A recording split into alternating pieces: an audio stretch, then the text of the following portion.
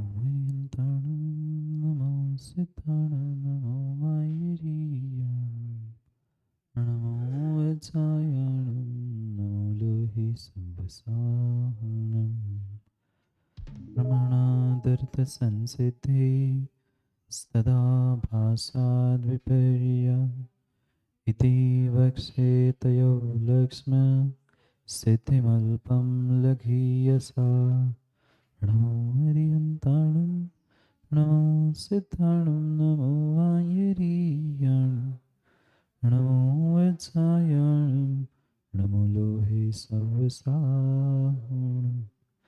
पंच परमेश्वर भगवान की परम पूज्य आचार्य भगवान माणिकनंदी स्वामी की परम पूज्य आचार्य भगवान गुरुवर विशुद्ध सागर जी महाराज की सनातन जैन धर्म के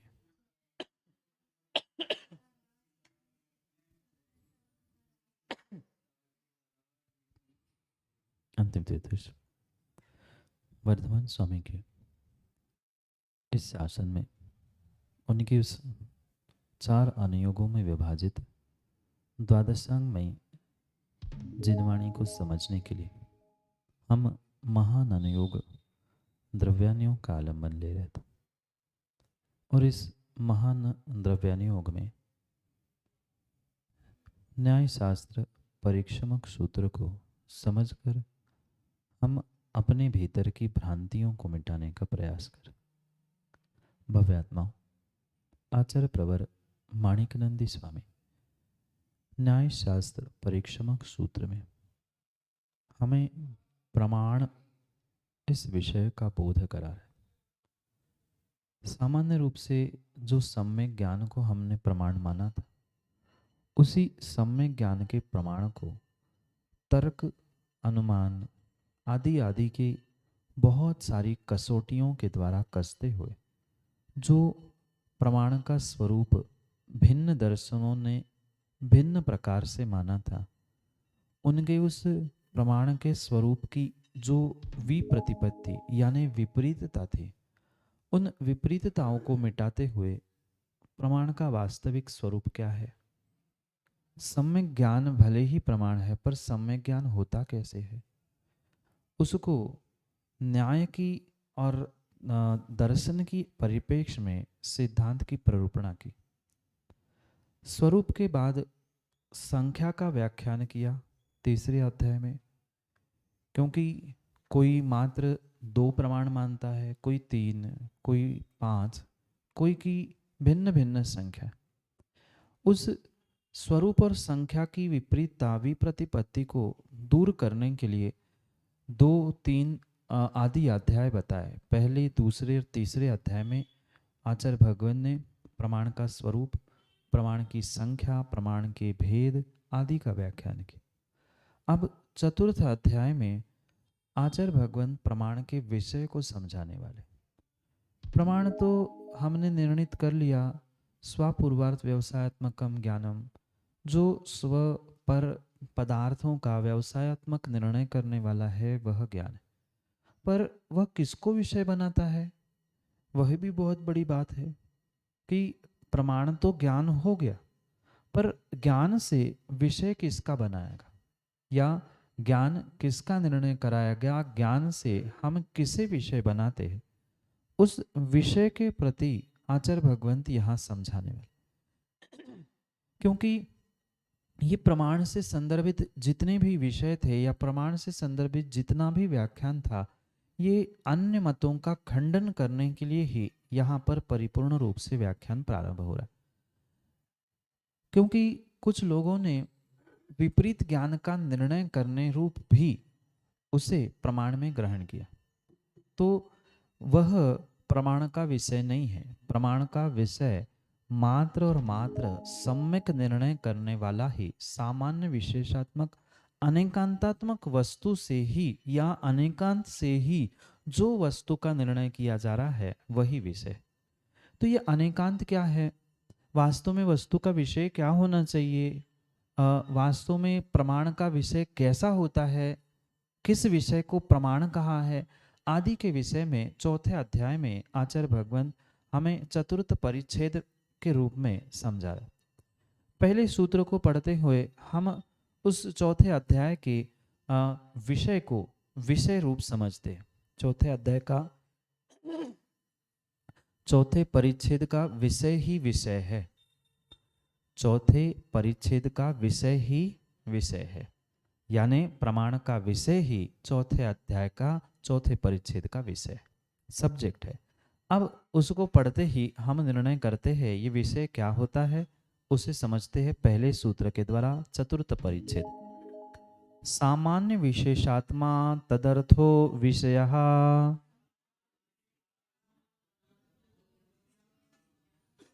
सामान्य और विशेष स्वरूप वाला आत्मा ही पदार्थ प्रमाण का विषय है। आत्मा से मतलब आत्मा जीव रूपी आत्मा नहीं, जैसे कैसे उसका सार, उसका गाभा, उसका मध्य, सामान्य और विशेष स्वरूप ही सामान्य विशेष आत्मा। आत्मा से यहाँ कोई राकेश जी चेतन वाला आत्मा मत ग्रहण करना। वह आत्मा से यहाँ स्वरूप ग्रहण करना, सार ग्रहण करना, जिसका सामान्य और विशेष स्वरूप है ऐसा तद अर्थ, अर्थ यानी पदार्थ, तद यानी वह पदार्थ प्रमाण का विषय है। कौन सा पदार्थ? कौन सा पदार्थ? मात्र पदार्थ नहीं, जिसका सामान्य विशेषात्मक स्वरूप है, जिसकी आत्मा सामान्य विशेषात्मक है। आत्मा मतलब स्वरूप, सार, ऐसा पदार्थ, ऐसा पदार्थ जो सामान्य विशेष रूप से है, जिसका स्वरूप सामान्य भी है विशेष भी है, वही प्रमाण है। समझ में आया? प्रमाण तो ज्ञान है। प्रमाण क्या है? ततो ज्ञान में तत्, ज्ञान ही प्रमाण है। पर प्रमाण से विषय किसको किया जाएगा? प्रमाण से जाना किसको जाएगा? पदार्थ को। पर कौन सा पदार्थ? जो सामान्य विशेषात्मक है। मात्र सामान्य को विषय नहीं किया जाएगा और ना मात्र विशेष को विषय किया जाएगा। सामान्य विशेषात्मक जो होता है ऐसा पदार्थ ही प्रमाण का विषय है, तो ही प्रमाण है। मात्र सामान्य सामान्य सामान्य कहने वाला प्रमाण का विषय नहीं है, वो प्रमाण ही नहीं है। प्रमाण किसे कहा? सम्यक ज्ञान को। और सम्यक ज्ञान सामान्य विशेष दोनों को एक साथ ग्रहण करे। तो सामान्य क्या है और विशेष क्या है उसे भी समझना होगा। ग्रंथ की टीका में उसे लिखा है, अनुगत प्रतीति विषयत्वम नाम सामान्यत्वम, व्यावृत्ति प्रतीति विशेषत्वम नाम विशेषत्वम। मिल गया? संस्कृतार्थ जहाँ लिखा है वहाँ पर लिखा है अनुगत प्रतीति विषयत्वम नाम सामान्यत्वम और व्यावृत्त प्रतीति विषयत्वम नाम विशेषत्वम। जो अनुगत यानी साथ साथ रहने वाले उस ज्ञान का विषय रूप सामान्य होता है, और इससे भिन्न, इससे अलग, इस प्रकार का जो व्यावृत्त ज्ञान है वह विशेष नाम वाला है। परिभाषा समझ में आई? दृष्टांत से हम समझेंगे। जो अनुगत और व्यावृत्त, दो शब्द, अनुगत यानी साथ साथ, व्यावृत्त यानी उससे भिन्न, उससे दूर, जो है वह तो नए नए, इसीलिए तो न्याय है ना। अनुगत और व्यावृत्त, अनुगत यानी साथ साथ और व्यावृत्त यानी इससे भिन्न, उससे भिन्न। अब ये दो प्रकार के सामान्य विशेषात्मक पना उसमें बता दिया। अब दृष्टांत से समझते हैं। लिख लिया? अनुगत यानी साथ साथ रहने वाला ज्ञान का विषय रूप जो होता है वह सामान्य है, और इससे भिन्न, इससे अलग, इस प्रकार के ज्ञान का विषय जो है वह विशेष। अब इधर देखना, नहीं, सहचर भिन्न है, अनुगत से भिन्न है। सहचर एक ही साथ होगा, एक साथ होना और साथ साथ होना ये अलग है। हम सभी साथ साथ तो है पर एक साथ नहीं है। अंतर आया समझ में? गाय भैंस के सिंग साथ साथ है, एक साथ है, एक साथ आते हैं, पर आप सभी एक साथ आए क्या? साथ साथ तो आए पर एक साथ नहीं। अंतर समझ में आया? अनुगत और सहचर सहचर यानी दोनों साथ ही रहेंगे। ऐसे सभी हम लोग साथ रहते हैं क्या? नहीं है, ये अनुगत। अनुगत नहीं, मिलना है नहीं है। यहाँ विषय समझा रहे हैं, सामान्य और विशेष। पहले ये लिख लिया, अनुगत यानी साथ साथ रहने वाले ज्ञान का विषय विशेष कहलाता है, और व्यावृत्त यानी उससे भिन्न, इससे दूर, इस प्रकार का जो ज्ञान है विशेष रूप कहलाता है। अब दृष्टांत से समझते हैं, इधर देखना। ये क्या है?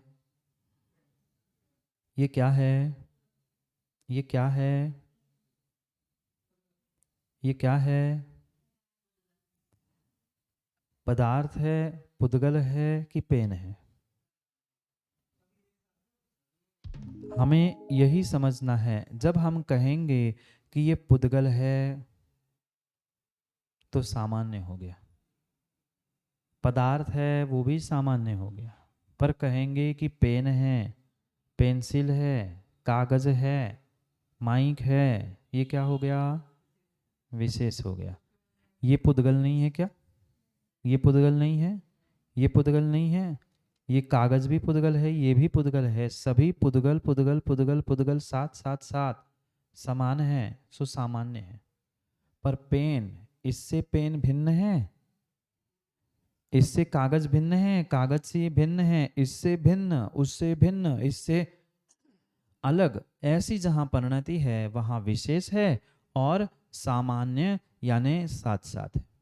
आप सभी सामान्य की अपेक्षा से जीव हो और विशेष की अपेक्षा से स्त्री, पुरुष, बालक, वृद्ध, युवा, मुनिराज आदि है।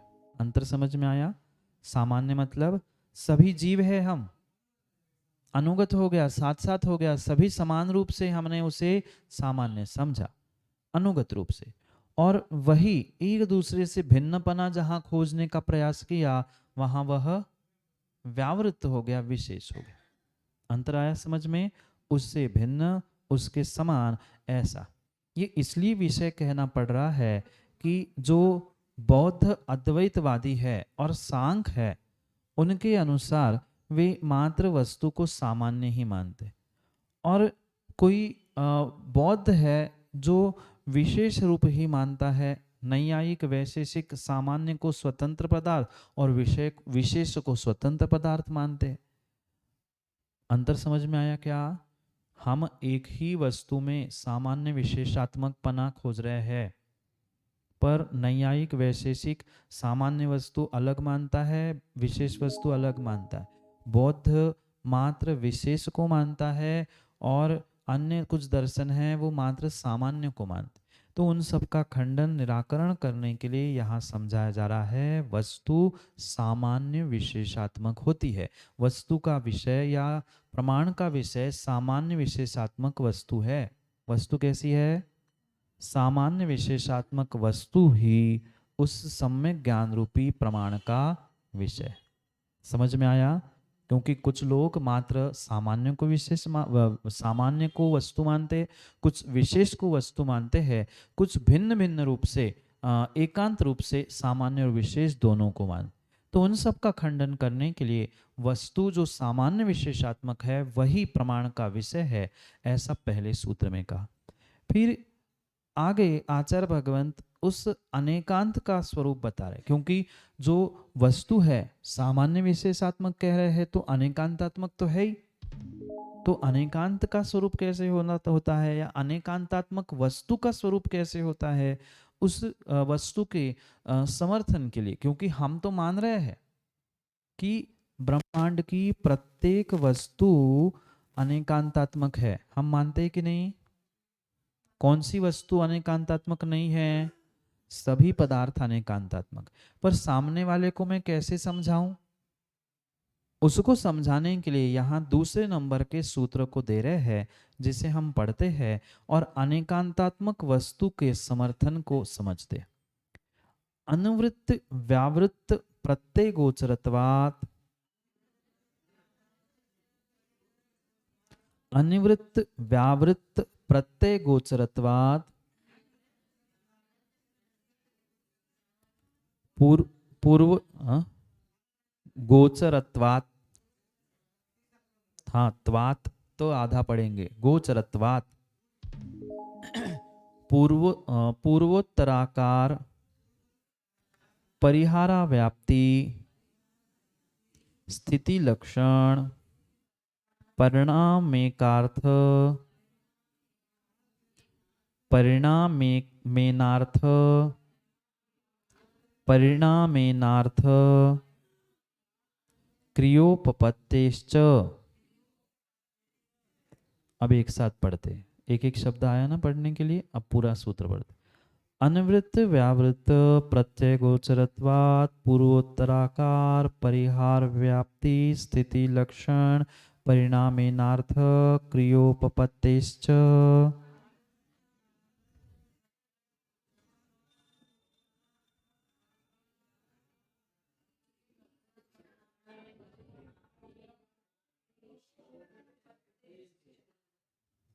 अनिवृत्त, अनुवृत्त और व्यावृत्त। अभी अपनी हमने पढ़ा सामान्य किसे कहा था? सामान्य किसे कहा था? अनिवृत्त सामान्य और व्यावृत्त विशेष। तो उन्हीं शब्दों को लेकर कह रहे हैं कि अनिवृत्त व्यावृत्त प्रत्यय गोचरत्व, यानी अनिवृत्त और व्यावृत्त ज्ञान का विषय होने से सामान्य और विशेष को ही दूसरे प्रकार से समझा रहे। अनिवृत्त और व्यावृत्त ज्ञान का विषय होने से च और क्या पूर्व उत्तराकार परिहार व्याप्ति स्थिति लक्षण परिणाम एकार्थ क्रियोपपद्यते। पूर्व आकार, उत्तर आकार, परिहार और व्याप्ति। एक एक शब्द समझना। पूर्व आकार परिहार, उत्तर आकार प्राप्ति। पूर्व के आकार का परिहार यानी पूर्व के आकार का, पूर्व की अवस्था का नाश। उत्तर, हाँ, परिहार यानी नाश, दूर कर लेना। पूर्व के आकार का नाश, उत्तर आकार की प्राप्ति और स्थिति, उत्पाद, व्यय और द्रव्य। कितनी गजब की बात! बात वही है पर भिन्न प्रकार से कह दी कि पूर्वोत्तराकार परिहार व्याप्ति, पूर्व आकार परिहार, उत्तर आकार व्याप्ति। पूर्व के आकार का, पूर्व की अवस्था का नाश होना, उत्तर की अवस्था का प्राप्ति हो जाना, और फिर भी स्थिति यानी उत्पाद, व्यय और द्रव्य, लक्षण परिणमना। इस लक्षण से जो परिणमन करता है, समझ में आया क्या? दो कारण बता रहे हैं वस्तु के अनेकांतात्मक सिद्धि करने के लिए। पहला कारण अनिवृत्त व्यावृत्त ज्ञान का विषय होने से, यानी सामान्य और विशेष ज्ञान का विषय होने से। फिर क्या कहा? उत्पाद, व्यय और द्रव्य लक्षण से परिणमन के द्वारा अर्थ क्रिया प्रपद्यते, अर्थ क्रिया को उत्पन्न करने वाला, अर्थ क्रिया की उत्पत्ति होने वाला। पहले तो ये समझना होगा, अर्थ क्रिया मतलब, अर्थ क्रिया मतलब नहीं, अर्थ क्रियाकारित्व। प्रत्येक वस्तु में, प्रत्येक द्रव्य में अपना अपना भिन्न अर्थ क्रियाकारित्व। तीन शब्द है, बहुत अच्छे से समझना। अर्थ, क्रिया और कारित्व। अर्थ, क्रिया, कारित्व। अर्थ यानी पदार्थ, क्रिया यानी कार्य, कारित्व यानी उसको ही भाववाच्य बनाया। कार्य को कारित्व करने की जो शक्ति है, पदार्थ में कार्य करने की जो शक्ति है, उसे अर्थ क्रिया कारित्व कहा। जैसे मटके का, घड़े का अर्थ क्रिया कारित्व क्या है? मटके का अर्थ क्रिया कारित्व क्या है? नहीं आया समझ में? अर्थ यानी पदार्थ, क्रिया यानी कार्य, कार्य यानी क्रिया, और कारित्व यानी करने की शक्ति। तो अर्थ क्रिया कारित्व, ये समझ में आया? जो पदार्थ की कार्य करने की शक्ति है उसे अर्थ क्रिया कारित्व का। तो मटके का अर्थ कारित्व, अर्थ क्रिया कारित्व क्या है? घड़े का क्रियाकारित्व, अर्थ क्रियाकारित्व क्या है? पेंसिल का अर्थ क्रियाकारित्व क्या है? पेन का अर्थकारित्व क्या है? जो जिसकी क्रिया करने की शक्ति है वो उसका अर्थकारी क्रिया अर्थ क्रियाकारित्व है। मटके का पानी को धारण करना, पेंसिल का लिखना, ये उसका अर्थ क्रियाकारित्व। समझ में आया? ऐसा जो उत्पाद, व्यय और द्रव्य लक्षण परिणाम वाली जो अर्थ क्रियाकारित्व की उत्पत्ति होती है, उस कारण से वस्तु अनेकांतात्मक है। क्यों है? क्योंकि जिस समय पे उत्पाद व्यय है उसी समय पर द्रव्य भी है। जिस समय पर द्रव्य है उसी समय पर उत्पाद व्यय रूपी अर्थ क्रिया की उत्पत्ति हो रही है। समझ में आया? पूर्व आकार का परिहार, उत्तर आकार की प्राप्ति तथा स्थिति, इस लक्षण परिणाम के साथ उसमें अर्थ क्रिया पाई जाती है। किसमें? वस्तु में। हमारी वस्तु अनेकांतात्मक है। कैसे सिद्ध करेंगे? दो प्रकार से सिद्ध करेंगे। एक, वह अनिवृत्त, अन्वय नहीं, अनिवृत्त और व्यावृत्त से। ये पेंसिल है, समझना, ये पेंसिल है, ये माइक नहीं है। अनिवृत्त यानी ये पेंसिल है। दो प्रकार से हमने समझा, सामान्य विशेषात्मक तो है ही, पर अनिवृत्त यानी ये ऐसा है, ऐसा है, ऐसा है, और व्यावृत्त यानी ऐसा नहीं है, ये ऐसा नहीं है, ऐसा नहीं है। ये पेन है, ये माइक नहीं है। ये पेन है, ये कागज नहीं। ये पेन है, ये ग्रंथ नहीं है। ये अनिवृत्त और व्यावृत्त, ये दोनों प्रकार से वस्तु का कथन किया जा सकता है। ये प्रमाण का दो प्रकार का विषय होने से। और दूसरा हेतु क्या कहा? इसमें पूर्व आकार का नाश, उत्तर आकार की प्राप्ति, फिर भी पुद्गल रूपी द्रव्य की द्रव्य स्थिति है। इस कारण से जो इसमें अर्थ क्रिया कारित्व घटित हो रहा है वह इसका अनेकांतात्मक को सिद्ध करने का हेतु है। नहीं आया समझ में? दो हेतु समझ में आए। पहला अनिवृत्त व्यावृत्त और दूसरा उत्पाद व्यय द्रव्य। इतनी सी बात। मात्र न्याय की भाषा में आचार्य भगवान ने समझाया है। ये तो सिद्धांत सब हमने पहले पढ़े हैं, पर भिन्न प्रकार से यहाँ न्याय की अपेक्षा से आचार्य महाराज समझा रहे। किसकी? इसीलिए तो जरूरी है कि दूसरों का खंडन। तुम कहोगे हमारे तत्वार्थ सूत्र में उत्पाद व्यय द्रव्य लिखा है, वो कहेंगे कौन कौन के पिता के लिखा है? हम नहीं मानते तुम्हारे उमा स्वामी को। आगम तुम्हारे लिए है, हमारे लिए नहीं है। तो उनके लिए हम किस प्रकार से समझाए? तुम उनको उत्पाद व द्रव्य समझाओगे तो वो कहेंगे हमें नहीं पता उत्पाद व द्रव्य क्या होता है। पर उसको कहोगे पिछली आकार का नाश, अगली आकार का प्राप्त होना, पर फिर भी वस्तु वही है, ऐसा कहने से उसे अकल ठिकाने। हाँ हाँ सही कह रहे। जो जैसा होता है उसको उस हिसाब से ही समझाना होता है। आर्य को आर्य भाषा में, म्लेच्छ को म्लेच्छ भाषा में।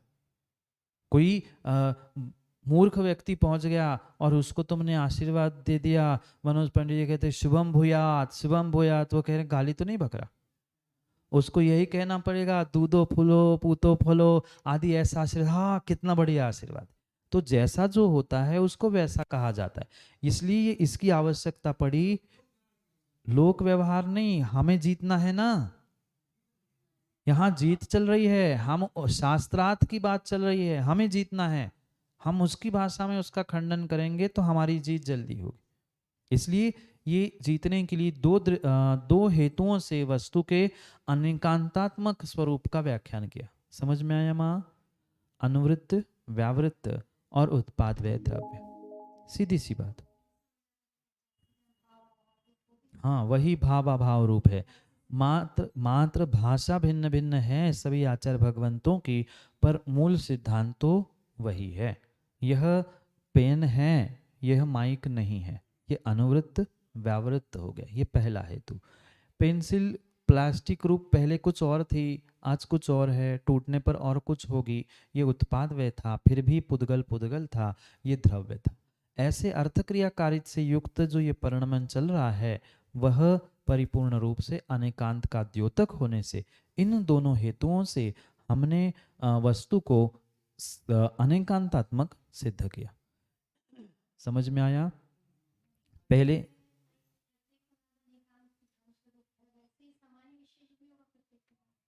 सामान्य विशेष है, इसीलिए अनेकांतात्मक कह रहे हैं। अनेकांतात्मक होने से ही सामान्य विशेष है, दोनों एक दूसरे की बात पूरक है। अनेकांतात्मक है इसलिए तो सामान्य विशेषात्मक, नित्यानित्यात्मक और भिन्न भिन्न अभिन्न एक साथ इसलिए तो कह रहे हैं क्योंकि अनेकांतात्मक है। और ये सभी है इसलिए अनेकांतात्मक है। आप मनुष्य हो इसलिए जीव हो कि जीव हो इसलिए मनुष्य हो? दोनों एक दूसरे के लिए पूरक है। मनुष्य कह रहे हैं मतलब जीव है, और जीव है और अभी दिख रहा है हाथ पैर से युक्त, सो मनुष्य है।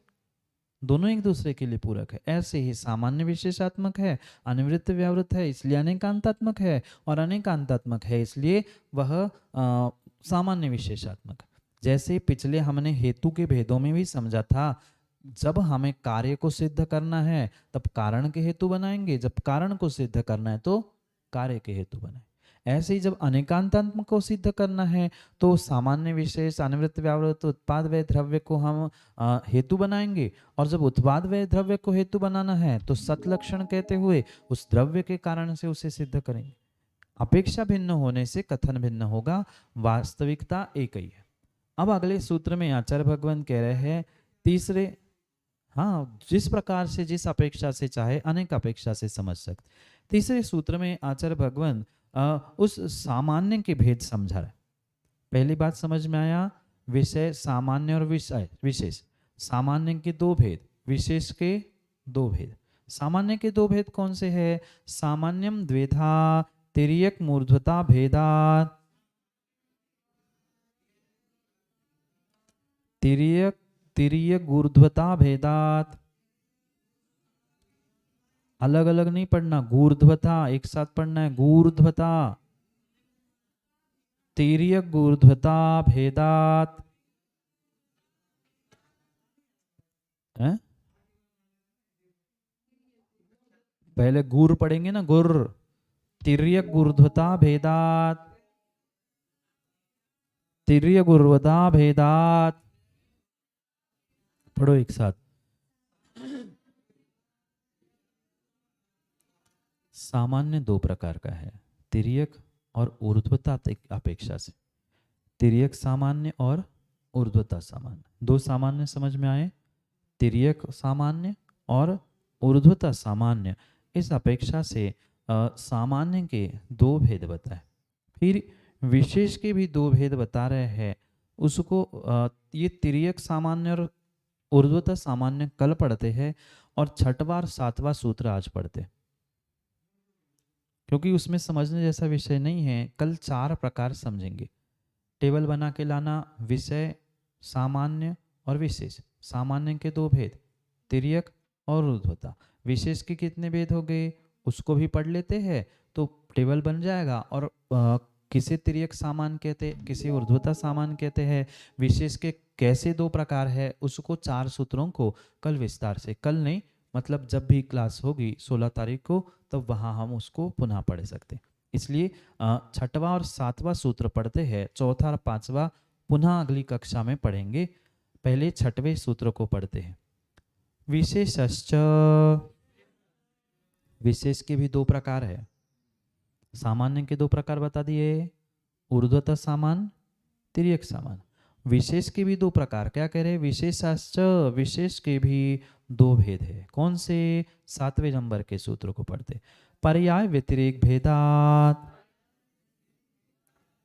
पर्याय और व्यतिरेक के भेद से विशेष के भी दो भेद है। समझ में आया क्या? कोई यहाँ समझने जैसा विषय नहीं है, समझने का तो विषय अगले इसमें आएगा। विषय सामान्य और विशेष होते। प्रमाण का विषय क्या है? ऊपर लिख लेना, प्रमाण का विषय ऐसे दो चार्ट बना लेना, दो एरो बना लेना, इधर सामान्य इधर विशेष, सामान्य के पुनः दो भेद, विशेष के पुनः दो भेद, सामान्य के दो भेद बनाएंगे कौन से, ऊर्ध्वता सामान्य, तिर्यक सामान्य। विशेष के दो भेद बनाएंगे, एक पर्याय विशेष और एक व्यतिरेक विशेष। क्या है कैसा है समझना है, पर ये बना के आओगे तो बहुत अच्छे से हमें ये विषय जल्दी समझ में आए। समझ में आया? प्रमाण का जो विषय है, यानी प्रमाण से जिसे जान रहे हैं, ऐसे उस वस्तु का विषय यहाँ बताया। कितने विषय बताए? दो बताए पहले, सामान्य और विशेष। सामान्य के दो भेद, ऊर्ध्वता और तिर्यक। फिर विशेष के दो भेद, व पर्याय और व्यतिरेक, पर्याय और व्यतिरेक। ऐसे दो और दो चार भेद हमने समझे। तो ये ऊर्ध्वता सामान्य क्या होता है, तिर्यक सामान्य क्या होता है, पर्याय विशेष क्या होता है और व्यतिरेक विशेष क्या होता है, उसको अपन क्रम से पुनः समझते हैं, क्योंकि आज का समय अपना हो गया है। उसमें एक भी सूत्र समझने इतना समय नहीं था, इसलिए आगे के दो सूत्र कल पर आगे के समय को बचाने के लिए पढ़ लिए। अब चारों को एक साथ हम जब 16 तारीख को क्लास लगेगी तब 16 तारीख को उसको विस्तार से पढ़ने का प्रयास करते हैं। ओम नमः। आज के लिए समय इतना ही। पुनः समय पर, समय की बात के लिए समय पे मिलते हैं, क्योंकि समय पे किया गया काम समय को दिलाता है। बोले भगवान महावीर स्वामी की।